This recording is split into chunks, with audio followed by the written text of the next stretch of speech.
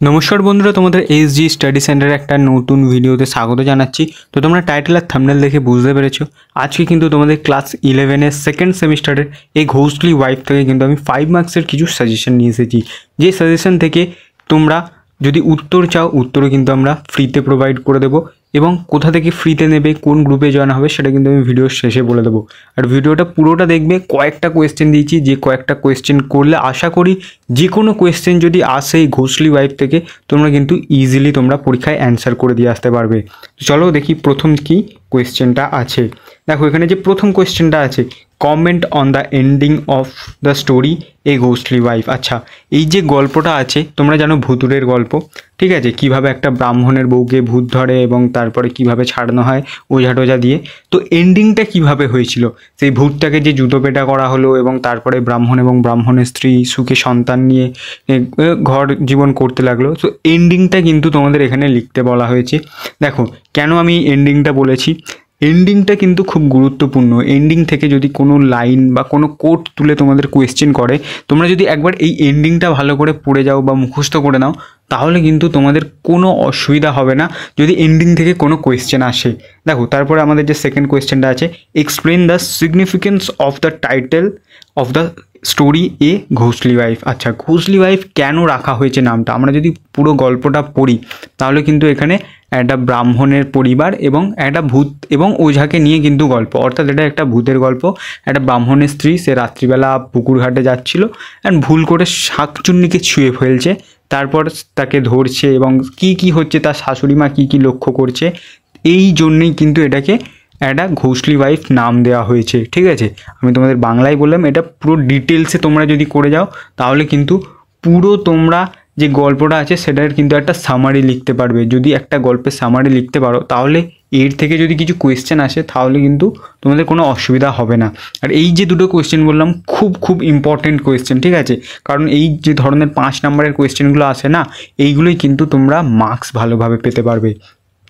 দেখো তারপরে কোয়েশ্চেনটা দেখো, discuss the role of the exorcist in the story of. আচ্ছা, যে ওঝাটা ছিল, ওঝার কি ভূমিকা ছিল, ওঝা কি কি নোটিস করেছিলেন, কি কি তন্ত্রবিদ্যা করেছিলেন, জুতো পেটা করেছিলেন, কি কি করেছিলেন, টোটাল কিন্তু তোমাদের এখানে বলতে হবে। ঠিক আছে, দেখো এই গল্পে ওঝার এন্ট্রি কোথা থেকে হয় এবং এক্সিট কোথায় হয়, টোটালটা কিন্তু তোমাদের এখানে ডিসকাস করতে হবে।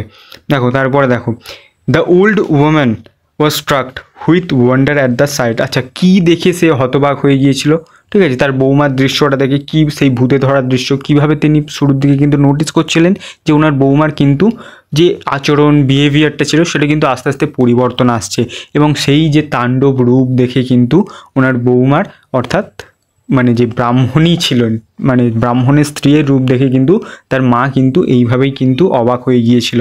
ঠিক আছে, দেখো এটাও কিন্তু খুব ভালো কোয়েশ্চেন। 1+4 তোমাদের কিন্তু 5 মানে এরকম নয় যে ডাইরেক্ট 5 আসবে, 2+2+1, 1+4 বা 3+2ও আসার চান্স মানে খুবই কম, এই বিশেষ করে এই গল্পটা থেকে। অ্যান্ড 5 মার্কসের কিন্তু তোমাদের আমি দিয়ে দিয়েছি।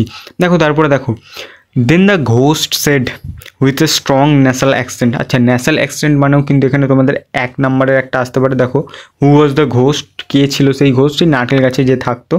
When did the ghost say with a nasal accent, কখন বললো, ঠিক আছে, তীব্র নাকের স্বরে কথা বললো এবং কি বলেছিল সেটা কিন্তু তোমাদের এখানে লিখতে হবে। ঠিক আছে, দেখো এই 5টা কোয়েশ্চেনের মধ্যে তোমাদের যাদের কাছে উত্তর নেই, ঠিক আছে, আমাকে কিন্তু এই যে টেলিগ্রাম গ্রুপে একটা লিঙ্ক দেওয়া আছে, এই টেলিগ্রাম গ্রুপটাই কিন্তু তোমরা জয়েন হতে পারো।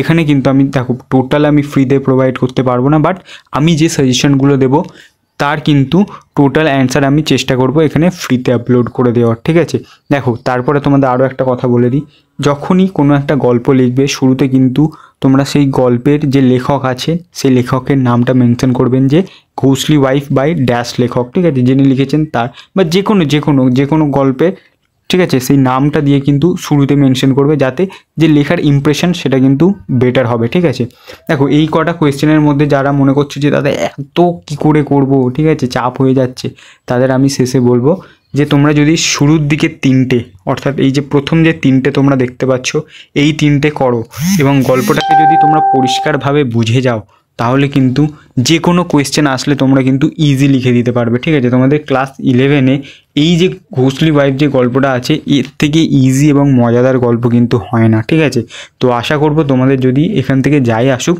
তোমরা কিন্তু 100% চেষ্টা করবে অ্যাটেন্ড করার। ঠিক আছে, তো চলো এই আজকের ভিডিওটা এতটাই ছিল, নেক্সট ভিডিওতে দেখা হচ্ছে।